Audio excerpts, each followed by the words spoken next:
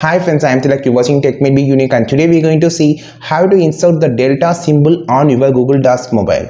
And if you are new to this channel, make sure to click on subscribe and below. We just quickly move on to the video. So how to insert the Delta symbol in your Google Docs mobile, I just going to show in this video. So first of all, I just open this document and just going to insert the Delta symbol, and you just need to know that there is no insert symbol option or present in this symbol of Google Docs mobile. So instead of that, you can use your Google keyboard to insert the Delta symbol. So here I just using Google keyboard. Just click on this option, then you just need to click on this particular option again. You can see this option which will open the symbol option here, and here you can find this Delta symbol here.